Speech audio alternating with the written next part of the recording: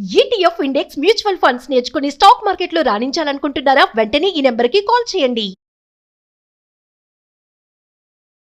Hello నమస్తే, welcome to Suman TV. ప్రస్తుతం మనతో పాటు life coach, family and marriage counsellor అయిన ప్రశాంతి గారు ఉన్నారు. వీరితో ఈరోజు కొన్ని విషయాన్ని గురించి మనం డిస్కస్ చేద్దాం. హలో అండి ప్రశాంతి గారు, నమస్తే. హలో అండి, నమస్తే కీర్తి గారు. సో ఎక్కువగా ఇప్పుడు చాలా మందిని చూసినా అంటే ఉమెన్ని ఎలా తీసుకునే వాళ్ళం అంటే ఒక సాఫ్ట్ నేచర్ అండ్ చాలా జనరస్గా ఉంటుంది, అందరితో పొలైట్గా ఉంటుంది అనే దాంట్లోనే ఎక్కువగా చూసేవాళ్ళం. ఇప్పుడు కానీ ఉమెన్ అంటేనే చాలామంది భయపడే పరిస్థితికి వచ్చేసారు. మెయిన్గా ఇంకా పెళ్ళి అంటే అసలు వద్దు అనే టైంకి వచ్చేసారు. ఎందుకు అంటే ఇప్పుడు క్రైమ్స్ అలా జరుగుతున్నాయి. ఉమెన్ మేబీ పిల్లల్ని చంపడంలో వెనకాడట్లేదు, వాళ్ళ ఫ్యామిలీలో ఏ పర్సన్ చంపడానికి వెనకాడట్లేదు, హస్బెండ్స్ని చంపడము, ఇలా అఫేర్స్, ఇంత criminal mentality. Not only grown up women అంటున్నాను నేను, పిల్లలు కూడా అలాగే తయారవుతున్నారు. Recent incidents also we have seen, like ఒక 10th క్లాస్ అమ్మాయి కిల్డ్ హర్ మదర్, మందలించిందని చెప్పేసి. సో ఎందుకు ఆ మెంటాలిటీ అనేది ఎందుకు గ్రో అవుతుంది అంటారు? ఉమెన్ ఎందుకు అంత అగ్రెసివ్ అండ్ ఎందుకు ఇంత క్రిమినల్ మెంటాలిటీ అనేది బిల్డ్ అవుతుంది అసలు మైండ్లో వాళ్ళకి? మీరు అన్నట్టు ఉమెన్ ఎప్పుడు ఒక సున్నితమైన మనస్తత్వంతో పోల్చారు. సో ఇది ఇలా ఎందుకు అవుతుందంటే సో మెనీ ఫ్యాక్టర్స్ అండి. ఒకటి media, the type of content they are watching, అది చూసుకుంటూ పెరుగుతున్నారు.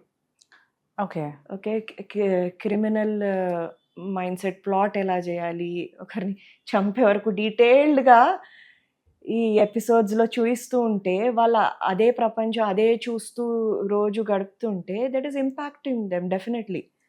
Correct. And then so many factors. Basically నేను ఒకటి మళ్ళీ చెప్పేది ఒకటే అండి, సైకాలజీలో ఆల్ అడల్ట్ బిహేవియర్ అనేది is nothing but reflection of childhood experiences. చిన్నప్పుడు ఎలాంటి సిచ్యువేషన్స్కి ఎక్స్పోజ్ అయ్యారో, ఎలాంటి వాతావరణంలో పెరిగారో దాని ఇంపాక్ట్ పెద్దయ్యాక టోటల్లీ దాని ఇంపాక్ట్ ఉంటుంది.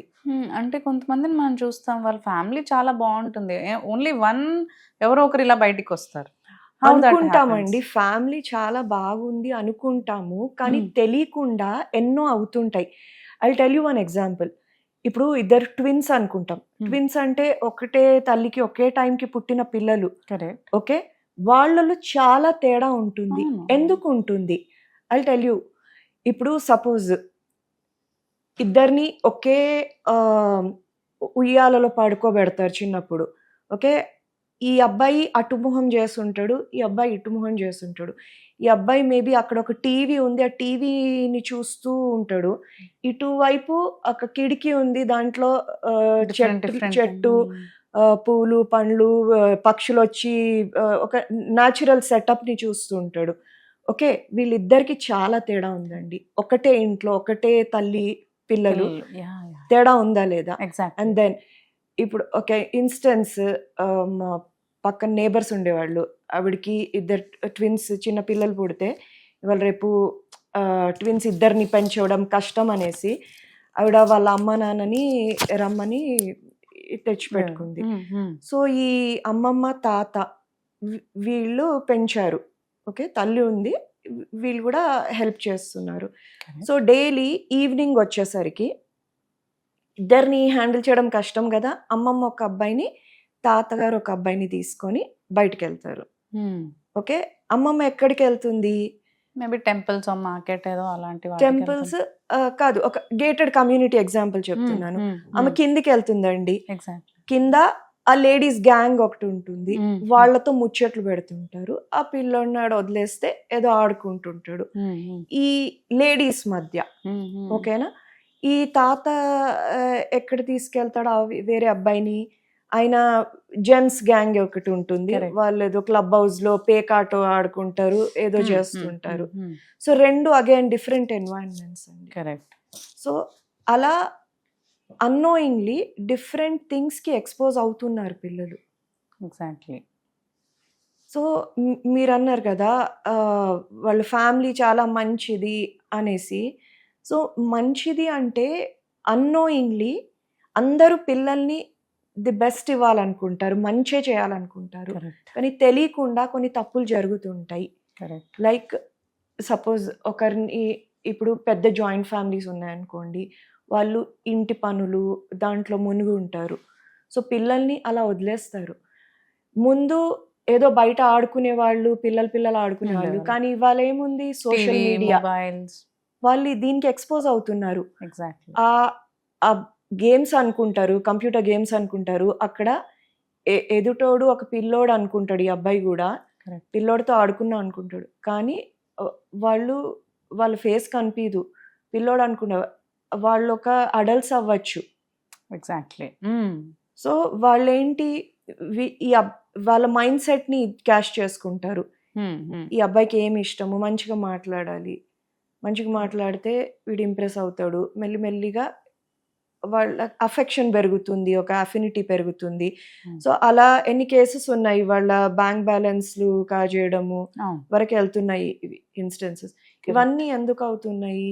పేరెంట్స్ అటెన్షన్ ఇవ్వలేకపోవడం. వాళ్ళ మంచి ఫ్యామిలీ, సోకాల్డ్ మంచి ఫ్యామిలీ, కానీ పట్టించుకోవట్లేదు. ఇవాళ మున్పట్లాగా లేదు. చాలా పిల్లలకి అటెన్షన్ ఇవ్వాలి. ఇప్పుడు నేను నా కోచింగ్లో ఒకటే చెప్తాను, మీరు ఎందుకంటే చాలా మంది పేరెంట్స్ని అడిగినప్పుడు, ఎస్పెషలీ మదర్స్ని అడిగినప్పుడు, మేడం మీరు ఇవన్నీ చెప్తున్నారు, టైం ఎక్కడ ఉంది, టైం లేదా, ఏం చేస్తారండి అని కూర్చోబెట్టి వాళ్ళ టైం టేబుల్ వేస్తే most of the time they spend in the kitchen. Okay, వంటలు వార్పులు ఇవి. నేను ఒకటే అంటాను, మీరు 4 కూరలు వండే కన్నా ఒక్క కూర వండండి, కానీ పిల్లలకి టైం కేటాయించండి. వాళ్ళు ఏం చేస్తున్నారు ఏంటి, వాళ్ళతో టైం స్పెండ్ చేయండి. వాళ్ళు లైక్ స్కూల్ నుండి రాగానే ఎన్నో విషయాలు ఉంటాయి షేర్ చేయాలి అనిపించేవి. సో అది వినాలి.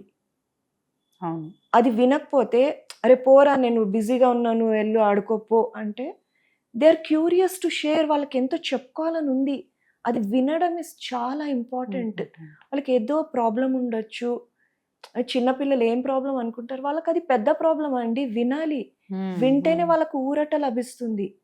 సో అది వినకపోవడం వల్ల అట్లా వాళ్ళు వచ్చి చెప్తుంటారు, ట్రై చేస్తుంటారు. మనం ఎప్పుడు పోరా అనేసి ఇది చేస్తే, ఓకే కొన్నిసార్లు ట్రై చేస్తారు, మళ్ళీ వాళ్ళు సెటిల్ అవుతారు, ఓకే వీళ్ళు వినరు నాది అనేసి.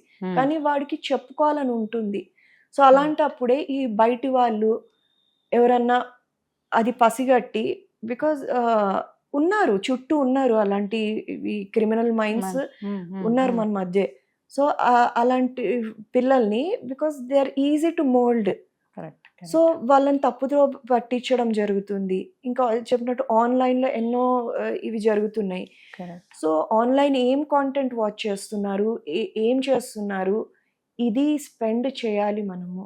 మనం ఏదో బిజీగా ఉన్నాము, ఇంటి పనులు ఇంపార్టెంట్ కాదు, పక్కన పడేయండి.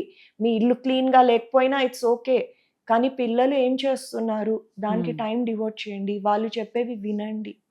కరెక్ట్. ట్రూ.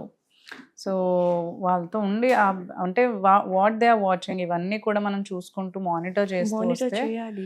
ఇట్స్ ఇలాంటి మెంటాలిటీ అనేది బిల్డ్ అవ్వకుండా మనం గైడ్ చేయొచ్చు అని. వాళ్ళ ఒక్క క్లిక్ ఆఫ్ అ బటన్ తో ఏదో ఒక క్రిమినల్ సిరీస్ వాచ్ చేయడం స్టార్ట్ చేస్తే, మరి ఇలాంటి మెంటాలిటీ కాకపోతే ఎటు వెళ్తారు? కరెక్ట్. అది ఎప్పుడు పేరెంట్స్ మానిటర్ చేస్తేనే కదా ఇమీడియట్ గా స్టాప్ చేసేది.